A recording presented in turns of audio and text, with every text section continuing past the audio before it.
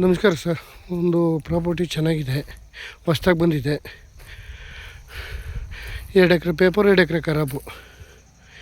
ಇದರಲ್ಲಿ 170 ತೆಂಗಿನ ಮರ ಇದೆ, 100 ಮಾವಿದೆ, 100 ಸಪೋಟ, ಕೊಕ್ಕೋ ಒಂದು 50, ಬಟರ್ ಫುಡ್ ಒಂದು 40, 700 ಅಡಿಕೆ, 3 ಬೋರ್ವೆಲ್ಲು ಎಲ್ಲ ಇದೆ.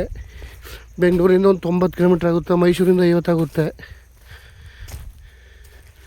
3 ಬೋರ್ವೆಲ್ಲು, ಸುತ್ತ ಫೆನ್ಸಿಂಗು. ಜಾಗ ಮಾತ್ರ ಒಳ್ಳೆ ಕ್ಲಾಸ್ 1 ಜಾಗ. ರೆಡ್ ಸಾಯಿಲ್ ಭೂಮಿ.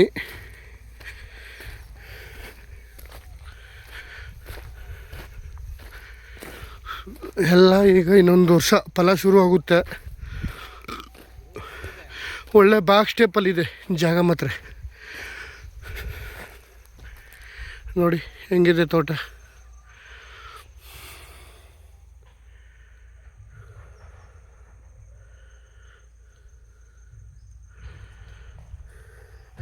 ಟೌನಿಂದ ಇಲ್ಲಿಗೆ 6 ಕಿಲೋಮೀಟ್ರು. ಜಾಗ ಮಾತ್ರ ಸೂಪರಾಗಿದೆ. ಸಪೋಟ, ಮಾವು, ಹಣ್ಣಿನ ಗಿಡ, ಒಂದು 4-5 ಥರ ಹಣ್ಣಿನ ಗಿಡ ಇದೆ. ಸೀಬೆ, ಬಟರ್ ಫುಡ್ಡು, ಹಲಸು, ತೆಂಗಿನ ಮರನಂತೂ ಒಳ್ಳೆ ಅದ್ಭುತವಾಗಿದೆ. ಏನು ಮಾಡೋಂಗಿಲ್ಲ. ಮನೆಯೂ ಇದೆ, ಒಂದು ಶೀಟ್ ಮನೆ. ಸುತ್ತ ಫಿನಿಶಿಂಗ್ ಆಗಿದೆ. General property. ರಿಜಿಸ್ಟ್ರ್ ಮಾಡ್ಕೊಂಡು ಆರಾಮಾಗಿರೋದು ಅಷ್ಟೇ. ಏನಣ್ಣ ಇದು ಮಾವು ಎಷ್ಟು ವರ್ಷ ಆಯ್ತು ಹಾಕಿ? ಹಾಂ, ತೆಂಗು 3 ವರ್ಷ ಆಯಿತು. 2.5 ವರ್ಷ ಆಯಿತು ಮಾವು ಹಾಕಿ.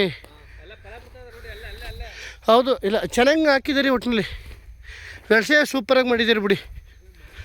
ವ್ಯವಸಾಯ ಬಗ್ಗೆ ಮಾತಾಡೋಂಗಿಲ್ಲ. ಒಳ್ಳೆ ಅದ್ಭುತವಾಗಿದೆ. ಭೂಮಿನೂ ಅಷ್ಟೇ ಚೆನ್ನಾಗಿದೆ. 2 ಎಕರೆ ಖರಾಬು, 2 ಎಕರೆ ಪೇಪರು.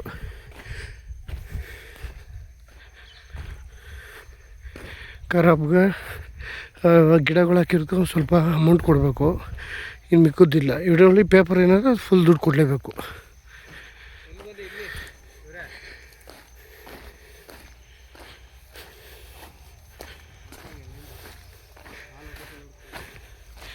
ಸಖತ್ತಾಗಿದೆ ಬಿಡಿ. ತೋಟ ಮಾತ್ರ ಮಾತಾಡೋಂಗಿಲ್ಲ. ಹಾಂ, ಕೋಕೋ ಚೆನ್ನಾಗಿದೆ. ಕಾಯಿ ಬಿಟ್ಟಿದೆಯಲ್ಲ.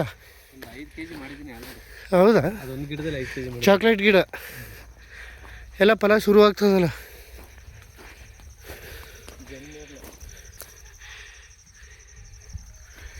ಜನ್ನೇರ್ಲೆ ಇಲ್ಲ. ಹಣ್ಣಿನ ಗಿಡಗಳೆಲ್ಲ ಚೆನ್ನಾಗಿ ಹಾಕಿದೆ. ಎಲ್ಲ ಥರದ ಹಣ್ಣಿನ ಗಿಡ ಅವಲ್ಲ. ಹಾಂ, ಚಕ್ಕೆ, ಲವಂಗ, ಪಲಾವೆಲೆ ಎಲ್ಲ ಥರದ ಗಿಡನೂ ಹಾಕ್ಸಿದ್ದಾರೆ.